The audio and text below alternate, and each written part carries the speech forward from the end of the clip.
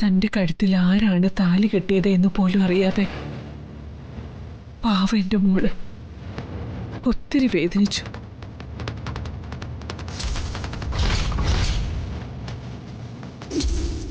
ഒടുവിൽ ജഗൻ തന്നെ എന്നെയും വന്ദനയെയും മാധവേട്ടനെയൊക്കെ അമ്പലത്തിലേക്ക് ക്ഷണിച്ചു.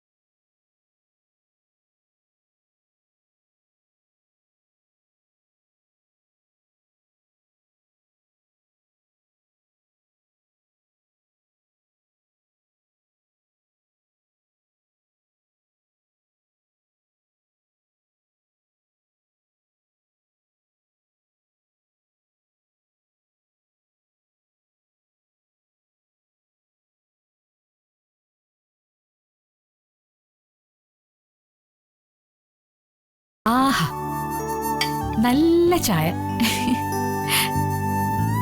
കൃത്യമായ കടുപ്പും പാകത്തിനുള്ള മധുരം.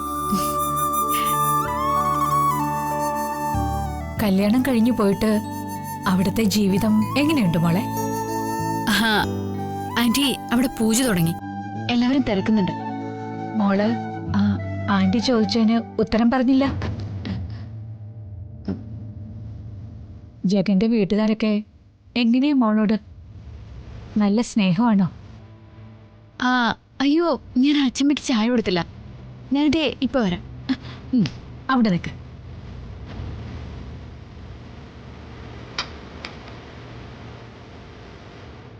നിന്നേക്കാളും 10-20 കൊല്ലം ഈ ലോകം കണ്ടതിന്റെ അനുഭവ സമ്പത്തുണ്ട് ഈ ഊർമിളാന്റിക്ക്. നീ എന്റെ ചോദ്യങ്ങളിൽ നിന്ന് ഒളിച്ചോടാൻ ശ്രമിക്കുക. പറയേ, എന്താ മോളെ പ്രശ്നം? ഒന്നുമില്ല ആന്റി. നീ ജഗന്റെ അരികിൽ നിൽക്കുമ്പോ ഭാര്യ ഭർത്താവിന്റെ അരികിൽ നിൽക്കുമ്പോഴുള്ള ആ ഒരു താളമില്ല.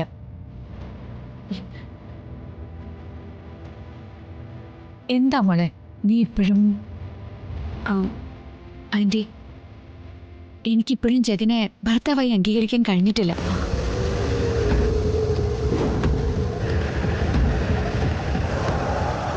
അമ്മ പറഞ്ഞെന്റെ കല്യാണ കഥകളൊക്കെ അറിഞ്ഞിട്ടുണ്ടാവല്ലോ ഊർമിള ആന്റി. ഒരു പെണ്ണറിയാതെ അവളുടെ കഴുത്തിൽ താലി കെട്ടിയവനെ എങ്ങനെ ഭർത്താവായിട്ട് അംഗീകരിക്കാൻ പറ്റും? ആന്റി തന്നെ പറ.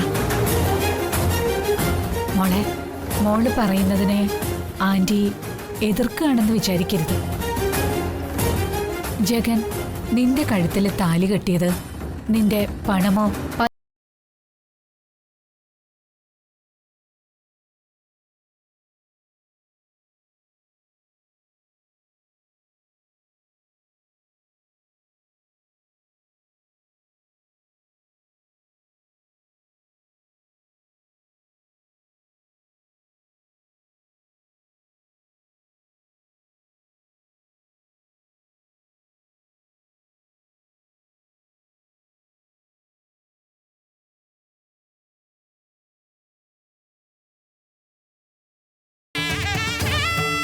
നീ ജഗനെ ഭർത്താവായി കണ്ട് ഇനി സ്നേഹിക്കാനും അംഗീകരിക്കാനും തുടങ്ങണം.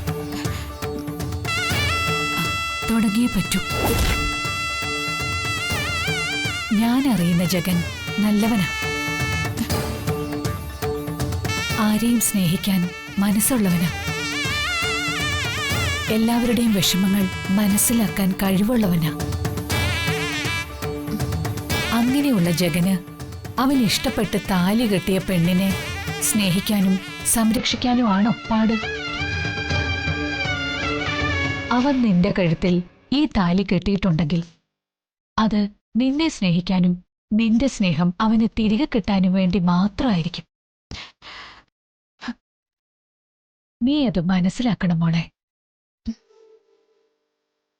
ജീവിതം ഒന്നേ ഉള്ളൂ. അത് പരസ്പരം മനസ്സിലാക്കാനും സ്നേഹിക്കാനും കൂടിയുള്ളതാ. വെറുതെ പരസ്പരം പഴിചാരി ജീവിച്ചിങ്ങനെ തീർക്കാനുള്ളതൊന്നും അല്ല. സ്നേഹിക്കുക, സന്തോഷിപ്പിക്കുക. ജീവിതത്തിലെ ഏറ്റവും വലിയ സമാധാനവും സന്തോഷവും എല്ലാം നിങ്ങൾക്കിനി കിട്ടും. പതിയെ പതിയെ എല്ലാം ശരിയായിട്ട് വരും മോളെ. മോളെ, ജഗനോട് എനിക്കൊന്ന് സംസാരിക്കണം. നീ അവനോട് ഒന്ന് വരാൻ പറയോ? ശരി ആന്റി.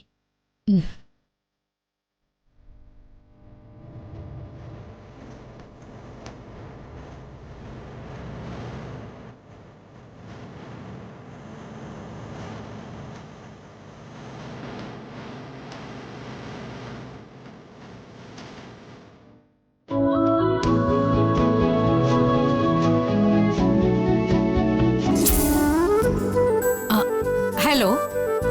ആ, ഞാൻ ഇന്ന് തന്നെ പോകും. വൈകിട്ട് 7 മണിക്ക് എയർപോർട്ടിൽ റിപ്പോർട്ട് ചെയ്യണം. ഒരു 10 days. ഞാനിപ്പോ ഒരു ഫംഗ്ഷനിലാ. തിരിച്ചു പോകുന്ന വഴി ഞാൻ വിളിക്കാം. ഓക്കെ. ആന്റി, ജഗ, ഊർമിള ആന്റി എന്നെ തിരക്കിന്ന് പറഞ്ഞു. പിന്നെ ഞാൻ നിങ്ങളുടെ കല്യാണ കഥകളൊക്കെ അറിഞ്ഞു. വന്ദനയുടെ കല്യാണത്തെക്കുറിച്ച് ചന്ദ്രിക എന്നോട് പറയാതിരുന്നപ്പോ ഞാൻ കരുതി വല്ല ഒളിച്ചോടിയോ മറ്റോ ഉള്ള കല്യാണം ആയിരിക്കുമെന്ന്. പക്ഷേ ഇത് കുറച്ച് കടുത്ത കൈയായിപ്പോയി ജഗ. താലി കെട്ടി ബ്ലാക്ക് മെയിലിംഗ്.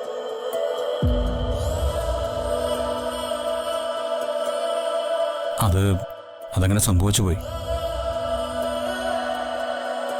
ഞാൻ സ്നേഹിച്ച പെണ്ണിനെ മറ്റൊരുത്തൻ സ്വന്തമാക്കി താലി കെട്ടിക്കൊണ്ട് പോകാൻ വന്നപ്പോഴേ എന്റെ മനസ്സൊന്ന് പിടച്ചു. ദൈവം വിധിച്ചത് അതാണെന്ന് കരുതി ഞാൻ ഒഴിഞ്ഞു മാറിയതാ.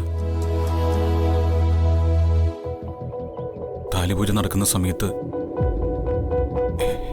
എനിക്കത് കണ്ടു നിൽക്കാനായില്ല.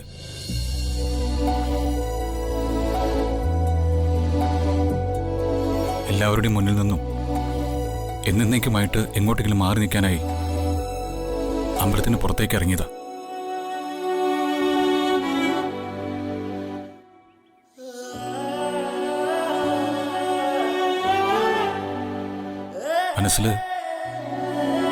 മനസ്സിൽ ഒറ്റ ചിന്ത മാത്രമേ ഉണ്ടായിരുന്നുള്ളൂ.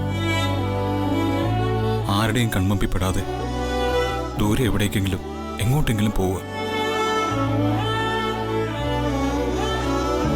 ദേവിയോട് മനസ്സിലുള്ളത് പറഞ്ഞ് പുറത്തേക്കിറങ്ങി കാവിനടുത്തൂടെ പോകുമ്പോഴാണ് ഞാൻ ആ കാഴ്ച കണ്ടത്.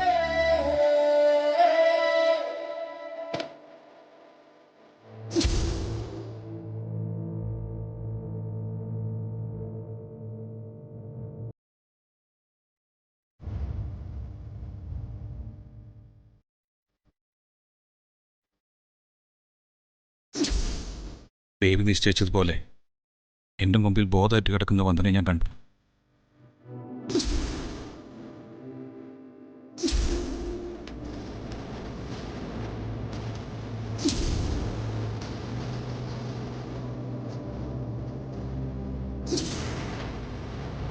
ഇനിയെല്ലാം ദൈവത്തിൻ്റെ തീരുമാനം ഇത് തന്നെ ആവുമെന്ന് കരുതി ഞാൻ താലി കെട്ടി.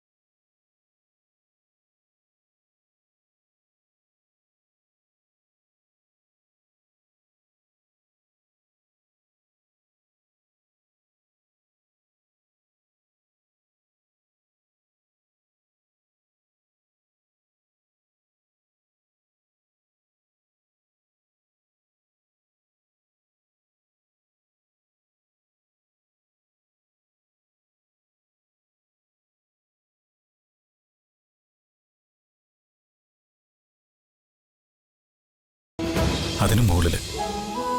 ആ അതൊക്കെ പോട്ടെ. വന്ദന ഇപ്പോഴും ജഗനെ ഭർത്താവായിട്ട് അംഗീകരിച്ചിട്ടില്ല അല്ലേ?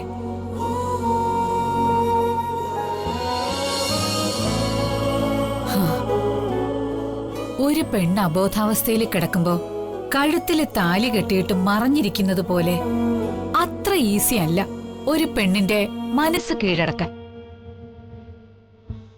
വന്ദന നിന്നെ എത്രത്തോളം വെറുക്കുന്നുവോ അത്രത്തോളം നീ അവളെ സ്നേഹിക്കണം. സ്നേഹിച്ച് സ്നേഹിച്ച് അവളെ കൊണ്ട് ഭർത്താവാണെന്ന് അംഗീകരിപ്പിക്കാൻ നിനക്ക് സാധിക്കണം. അവിടെയാണ് നിന്റെ വിജയം. ജാതകദോഷം കൊണ്ട് കല്യാണം മുടങ്ങിപ്പോയ ഒരു പെണ്ണിനോട് സഹതാപം തോന്നി അവളെ കെട്ടിയതല്ല ഞാൻ. മനസ്സുകൊണ്ട് ഇഷ്ടപ്പെട്ട ഒരു പെണ്ണിനെ ഏത് വിധേനയും സ്വന്തമാക്കണമെന്ന് കരുതി അവളുടെ കഴുത്തിൽ താലി കെട്ടിയതാ. എന്റെ സങ്കല്പത്തിലെ പെണ്ണാവള്. ഏതു മാർഗവും ഉപയോഗിച്ച് ആ മനസ്സിൽ എനിക്ക് ഇടം പിടിക്കണം. വന്ദനയില്ലാത്തൊരു ലോകം എനിക്ക് ചിന്തിക്കാൻ കൂടി പറ്റില്ല. ജഗ, നിന്നെ കിട്ടിയത് അവളുടെ ഭാഗ്യമാണോ അതോ അവളെ കിട്ടിയത് നിന്റെ ഭാഗ്യമാണോ എന്നൊന്നും എനിക്കറിയില്ല. പക്ഷെ രണ്ടുപേരുടെ ഉള്ളില് നന്മയുണ്ടെന്ന് എനിക്കറിയാം. അത് പരസ്പരം തിരിച്ചറിയുന്നൊരു ദിവസം വരും. അതുവരെ വന്ദനയുടെ മനസ്സ് മാറ്റിയെടുക്കാൻ നീ ശ്രമിച്ചുകൊണ്ടേയിരിക്കണം. നിരന്തര പരിശ്രമം കൊണ്ട് നേടിയെടുക്കാൻ പറ്റാത്തതായി ഒന്നുമില്ലടാ ഈ ഭൂമിയില്. ഞാൻ എന്റെ പേഴ്സണൽ നമ്പർ തരാം. ജഗൻ ഇടയ്ക്കൊക്കെ എന്നെ വിളിക്കേ. ഒരു പെണ്ണിനെ കറക്കിയെടുക്കാനുള്ള മാർഗമൊക്കെ ഞാൻ പറഞ്ഞുതരാം. കൊള്ളാലോ. എത്ര നോവലുകൾ എഴുതിയിരിക്കുന്ന ആളാ ഈ ദളവ കുടുംബത്തിലെ ഊർമിള. ഇനി ഞാൻ എഴുതാൻ പോകുന്ന എന്താണെന്നറിയോ? ഒരു വലിയ ആഴ്ചപ്പതിപ്പിലെ നോവലാ. കഥ നിങ്ങളുടേതും. നായകൻ ജഗൻ, നായിക വന്ദന. ഇനിയുള്ള നിങ്ങളുടെ ജീവിതത്തിലെ പല ട്വിസ്റ്റുകൾക്കും എന്റെ സഹായം ജഗനുണ്ടാവും. ഏയ് മോനെ, എഴുന്നേക്ക്. സദ്യയുടെ ഒരുക്കങ്ങളൊക്കെ എവിടെ വരെയായി എന്നൊന്ന് നോക്കട്ടെ.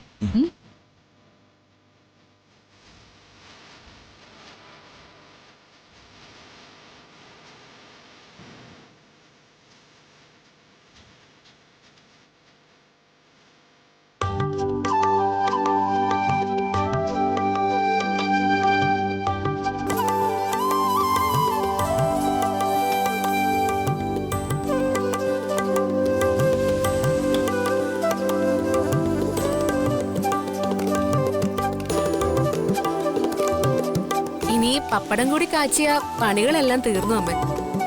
മോളെ, നീ തന്നെ ഒരുപാട് സഹായിച്ചു. പ്രകാശൻ ഇതൊക്കെ കണ്ടോണ്ട് വന്നാലുള്ള അവസ്ഥ അറിയാലോ. ഓരോരുത്തർക്ക് അവരവരുടെ വാശിയും കാര്യങ്ങളൊക്കെ ജയിക്കണമെന്ന്. വാശിയും വൈരാഗ്യം കൂട്ടിവെക്കാത്ത മനസ്സുകളുണ്ടെന്ന് അവരോർക്കുന്നില്ല.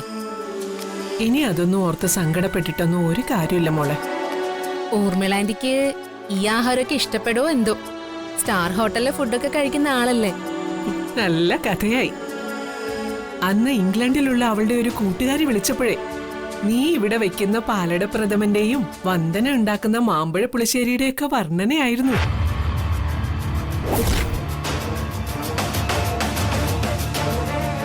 നിങ്ങള് രണ്ടുപേരും കൂടി പോകാമെങ്കിലേ അവിടെ ഒരു ഇന്ത്യൻ റെസ്റ്റോറന്റ് തുടങ്ങാന്ന് അവള് പറയുന്നത്.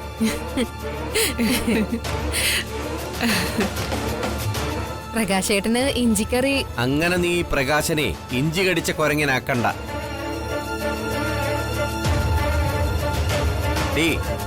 നിന്നോട് ഞാൻ പല പ്രാവശ്യം പറഞ്ഞിട്ടുണ്ട് ആരുടെയും ദാസിപ്പണി ചെയ്യരുതെന്ന്, കേട്ടാ?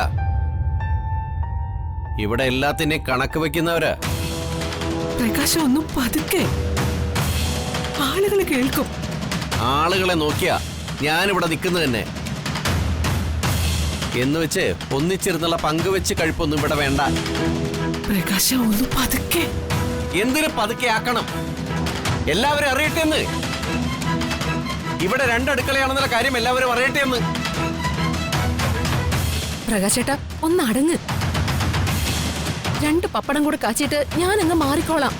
നിന്റെ അടുത്തല്ലേ മാറാൻ പറഞ്ഞത്? പറഞ്ഞ നീ കേക്കില്ലടി. നിന്റെ ഒരു പപ്പടം കാച്ചല്.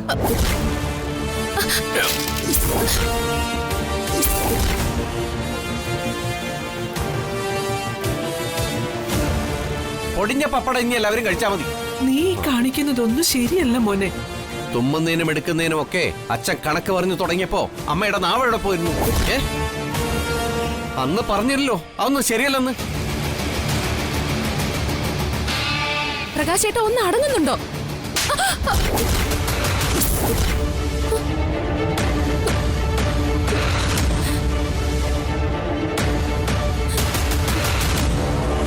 അയ്യോ എന്റെ ഗ്യാസ് ഒക്കെ പോയല്ലോ. ഓ, ഞാൻ പണം കൊടുത്തു വാങ്ങിച്ച ഗ്യാസ് ആണോടി ഇവർക്ക് പപ്പടം കാച്ചാനായിട്ട് കൊടുക്കുന്നത്? ഗ്യാസ് അത്ര ചെലവായി കാണുന്നറിയോ? ഗ്യാസിന് ഇപ്പൊ എന്താ വില എന്നറിയോ? നിനക്ക് വല്ല ബോധമുണ്ടോ? പപ്പടം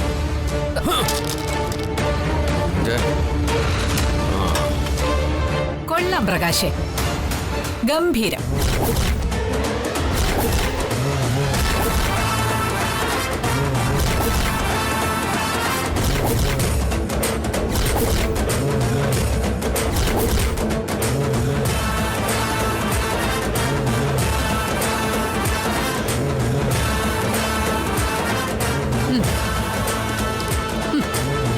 ആന്റി, അത് ഞാൻ ഏതായാലും സദ്യവട്ടമൊക്കെ ഒരുങ്ങിയോന്നറിയാൻ വേണ്ടി ഇങ്ങോട്ട് വന്നത് കാര്യമായി. അതുകൊണ്ട് ഇങ്ങനെ ഒരു കാഴ്ച കാണാൻ പറ്റി. അത് പ്രകാശേട്ടൻ തമാശയ്ക്ക്.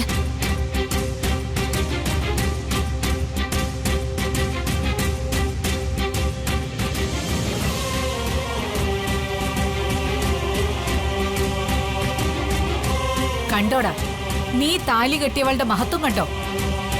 ഭർത്താവിനെ മറ്റുള്ളവരുടെ മുൻപിൽ താഴ്ത്തി കെട്ടാതിരിക്കാൻ വേണ്ടിയുള്ള അവളുടെ വെപ്രാളം നീ കണ്ടോ?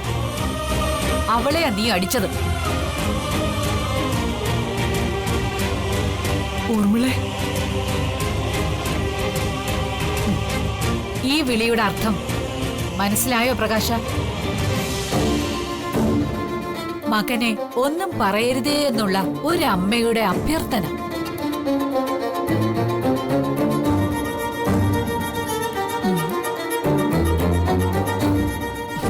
കൊള്ളാം. ഒരു വീട്ടിൽ 2 അടുക്കള.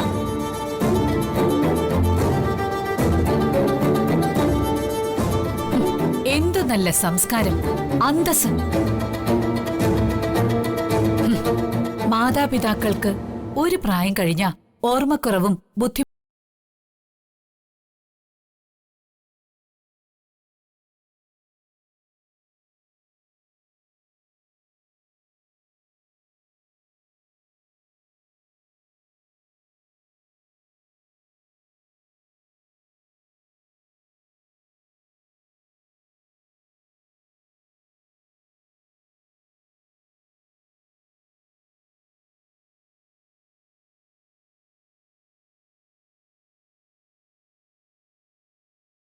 നീ അറിഞ്ഞിട്ടുണ്ടോ? വീട്ടുവാടകയോ ഗ്യാസിന്റെ വിലയോ എന്തെങ്കിലും നീ അറിഞ്ഞിരുന്നോ? ഇല്ലല്ലോ. ജോലി തീർന്നപ്പോ മാധവേട്ടന്റെ വരുമാനവും തീർന്നു. അപ്പോ സങ്കടങ്ങൾ കൊണ്ട് ആ മനുഷ്യൻ എന്തെങ്കിലുമൊക്കെ വിളിച്ചു പറഞ്ഞിട്ടുണ്ടാവും. അതിനെ വലിയ കാര്യമായിട്ടെടുത്ത് പ്രശ്നം ഉണ്ടാക്കുന്നതേ നീ വിചാരിക്കുന്നത് പോലെ വലിയ വീരത്വമൊന്നുമല്ല. ആഹാരത്തിന്റെ കണക്കച്ഛൻ പറഞ്ഞു എന്ന് നീ പറഞ്ഞല്ലോ. സ്വന്തം പൊക്കിൾക്കൊടിയിലൂടെ ആഹാരം തന്ന ഒരു അമ്മയും മക്കളോട് ആഹാരത്തിന്റെ കണക്ക് പറയില്ലടാ.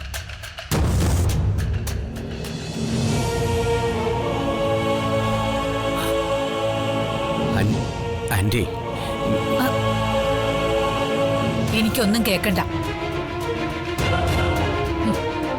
എന്തിന്റെ പേരിലാണേലും വയസ്സാം കാലത്ത് തന്തയും തള്ളയൊക്കെ അനാഥാലയത്തിലേക്കോ തെരുവോരത്തോ കൊണ്ട് തള്ളുന്ന നിന്നെ പോലുള്ള മക്കൾക്കൊന്നും ഈ മൂക്കിന്റെ താഴെ ഇങ്ങനെ മീശ ചേരില്ല. എനിക്ക് പറയാനുള്ളത് കൂടി കേൾക്കണം. എന്തു പറഞ്ഞാലും ഇതിന് പകരം ആവില്ല മോനെ.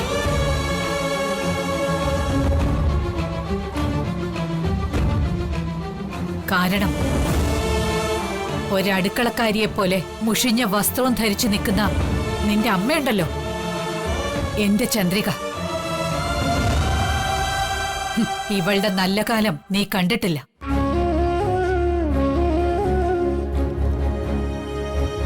പേരുകേട്ട കോവിലകത്ത് വായിൽ സ്വർണക്കരണ്ടിയുമായി പിറന്നവളാ ദാ ഇവള്. കൂടുതൽ പറഞ്ഞ ഞാൻ പൊട്ടിത്തെറിച്ചു പോവും. അടുക്കളക്കാരിയൊക്കെ അടുക്കള തന്നെ നിൽക്കട്ടെ. വാ, ചടങ്ങ് തുടങ്ങാൻ സമയായി. പ്രകാശ, നിന്നോടും കൂടിയാ.